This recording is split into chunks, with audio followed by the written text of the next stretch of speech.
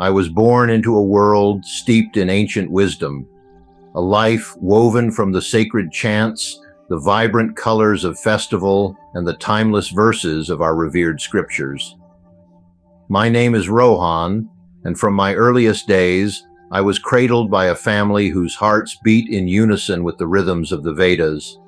I was raised to honor the eternal laws of karma, the intricate dance of dharma, and the inexorable cycle of reincarnation. Every morning before the first light of dawn, I would rise in quiet devotion, my soul stirred by meditation and the endless pursuit of enlightenment. For decades, I embraced the role of a guru, guiding those who sought solace and truth amid the chaos of life. I believed that through disciplined practice, selfless service, and an unwavering commitment to our ancient path, one could eventually break free of the wheel of samsara. Yet, even as I taught the sacred doctrines of our tradition, a quiet whisper of uncertainty gnawed at the edges of my certainty. In the stillness of my long hours in meditation, I sometimes wondered, what if the path I so ardently followed was only a fragment of a grander truth? Such thoughts, though fleeting, challenged the very foundation of my beliefs. A challenge I dared not voice, for the honor and trust of my disciples weighed heavily on my every word. One seemingly ordinary evening, after leading a soulful meditation session at the ashram, I chose to drive home along a deserted road, expecting nothing more than the familiar comfort of routine. The night was unusually still, as if the universe itself was holding its breath. In an instant, the serenity shattered. A truck suddenly changed, its direction into my lane, its headlights blinding me as metal collided with metal in a cacophony of chaos. In that split second, my body was tossed into a vortex of pain and disarray, and then, in the midst of that unbearable agony, an eerie silence began to blanket my consciousness. I soon found myself floating, detached from the wreckage of my body. I could see my own motionless form amid the scattered debris, while the frantic voices of rescuers sounded faint and distant, as if coming from a world far removed from my own. There was no panic, only a profound detachment, as if I had become a silent observer of my own life's final moments. And then, from the dark void that surrounded me, a gentle yet powerful glow emerged.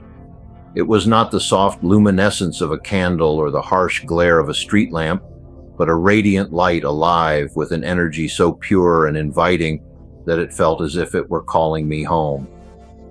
Drawn irresistibly toward that brilliant radiance, I felt layers of my self-identity begin to dissolve.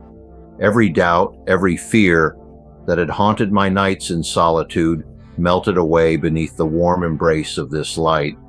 As I inched closer, the light revealed within it a figure, a presence so commanding and tender, so impossibly real that I knew immediately who it was. Standing before me was Jesus, whose eyes shone with a compassionate intensity that laid my soul bare. I had known of him from distant tales and scriptures, but never had I imagined that he would manifest before me in such vivid, transformative clarity. His voice, gentle yet filled with an authority beyond any mortal claim, spoke directly to the deepest parts of my being. "Rohan," he said, calling me by name, a name I had long carried as the teacher of ancient truths. "Why have you sought so many paths and still missed the one that leads to me?" His words, simple yet piercing, stirred a storm of emotion within me. I found myself confessing in a trembling whisper that I had dedicated my life to the pursuit of truth through karma, meditation, and ritual, yet a part of me had always sensed that something essential was missing. Jesus smiled, a smile that conveyed both infinite love and profound sorrow. "You have strived with all your heart, but the truth you seek is not found solely in your efforts. It is a gift, grace, freely bestowed upon all who are willing to accept it. Your journey through countless lifetimes has brought you to this moment of divine revelation."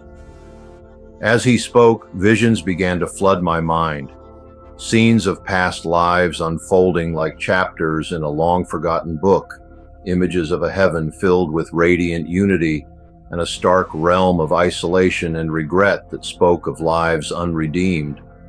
I saw that the rigid cycle of karma, which I had believed bound us to our actions, was transcended by a love so complete that it offered liberation without the weight of earned merit.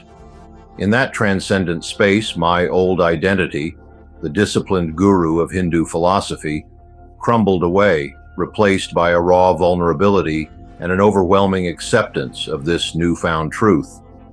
I realized that the doctrines I had once held as the ultimate guide to living were but a shadow of a far more encompassing reality. Jesus continued, "Grace does not erase your efforts, Rohan, it perfects them. The love of the divine is not measured by deeds alone, but by the willingness to surrender to the truth that I offer. The cycle of reincarnation, the endless loop of karma, is not the final word. There is freedom in letting go." Every fiber of my being vibrated with the intensity of his message. I felt a flood of tears, not of sorrow, but of deep release, a liberation from the burdens of doubt and the relentless striving that had defined my life. In that timeless moment, I understood that the divine was not an abstract force distant from me, but a personal, intimate presence whose love was unconditional and all-encompassing. Before I knew it, the radiant vision began to recede, gently pulling me back toward the realm of the living. I awoke in a hospital bed, surrounded by the anxious faces of family, disciples, and strangers alike. Their relief was palpable, yet inside me the transformation was so profound that words failed to capture its magnitude. I felt as though I had been reborn, not merely given a second chance at life, but entrusted with a sacred responsibility to share the grace I had received. In the days that followed, days that the weight of my experience pressed upon me, I wrestled with the challenge of reconciling the ancient teachings of karma and reincarnation with the liberating message of grace that Jesus had revealed. How could I explain to those who had trusted me for spiritual guidance that the path I once held as absolute was, in fact, only a prelude to a deeper, more mysterious truth? The answer came slowly through quiet conversations with my wife and intimate discussions with close friends. Their willingness to listen and understand gave me the strength to step forward, even as I faced skepticism and at times outright rejection from within my own community. I began to share my story with those who were willing to listen. Small groups gathered in humble rooms, eyes fixed upon me as I recounted every vivid detail of my near-death experience. I spoke of the searing pain of the accident, the eerie calm of detachment, and the overwhelming warmth of the light that had carried me into a realm beyond my understanding. I recounted how, in that transcendent moment, I saw not only the promise of liberation, but also the stark realities of separation and isolation, the eternal consequences of clinging to a limited understanding of the divine. There were moments of profound connection when the tears in the eyes of my listeners told me that my words resonated deep within their souls. Yet, there were also those whose expressions turned to confusion or defiance, a reminder that the journey toward truth is as challenging as it is beautiful. I learned that true transformation is not about convincing others to abandon their beliefs, but about planting seeds of possibility, nurturing the silent hope that one day they too might glimpse the light of grace.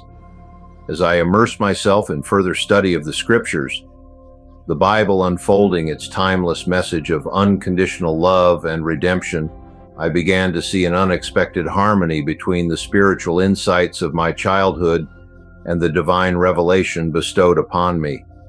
The compassion, the selfless service, and the quest for inner peace that had long defined my life were not negated by this new truth.